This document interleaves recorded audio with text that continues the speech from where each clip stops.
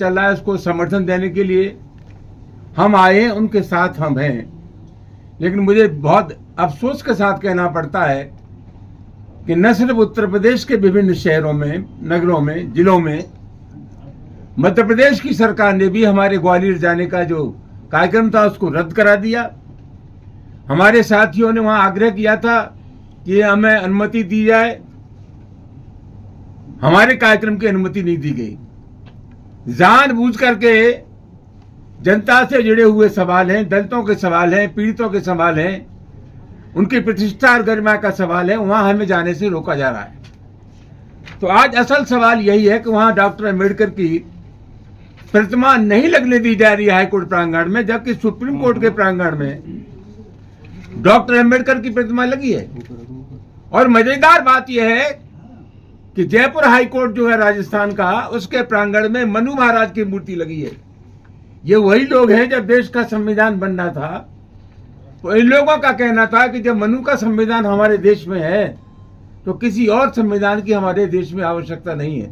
ये वही लोग हैं जिन्होंने 55 साल तक राष्ट्रीय ध्वज का अपमान किया, राष्ट्रीय ध्वज को नहीं लगाया। तो एक मनोवृत्ति है जिसका चलते वहां बाबा साहब डॉक्टर अम्बेडकर की प्रतिमा ग्वालियर उच्च न्यायालय की खंडपीठ के सामने स्थापित नहीं हो रही है। हम ये कहना चाहेंगे कि जो कुछ हो रहा है वो मध्य प्रदेश की सरकार के इशारे पर होता है, हो रहा है। हम सरकार की असीमित शक्तियों के बारे में जानते हैं और सरकार चाहती तो चंद मिनटों में ही वहां डॉक्टर अम्बेडकर की प्रतिमा स्थापित हो जाती। मध्य प्रदेश की सरकार पूरी तरह शामिल है इस कुकृत्य में और उनकी जितनी भर्त्सना की जा कम है।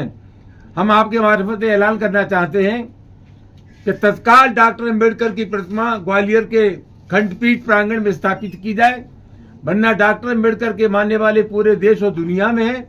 ये एक जन आंदोलन बनेगा, पूरे देश में आंदोलन होगा और इस सब की जिम्मेदारी मध्य प्रदेश सरकार की होगी। सांसद जी, देश प्रदेश में कानून का राज है, संविधान से देश चलता है, इसके बावजूद भी संविधान रचिता की मूर्ति नहीं लगी, कैसी सोच है ये?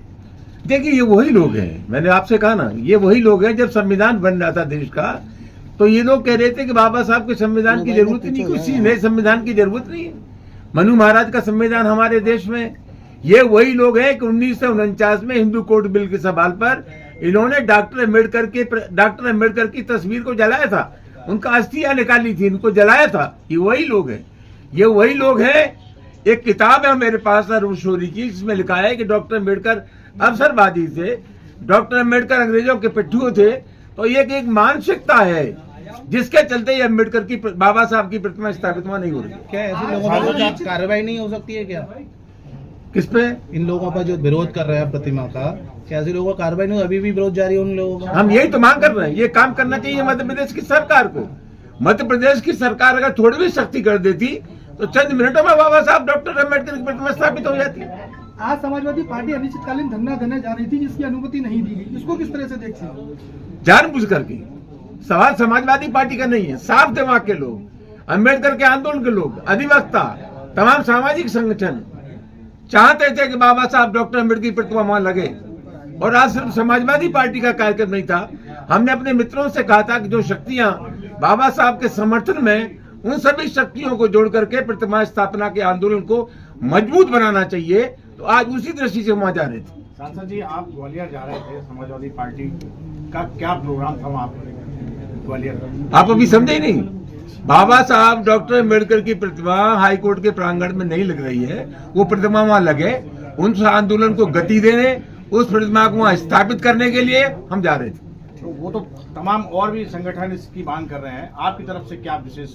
आप क्या बात कर रहे हैं? तमाम संगठन मांग कर रहे हैं, मैं उनका स्वागत करता हूँ। उसी कड़ी में हम जा रहे थे।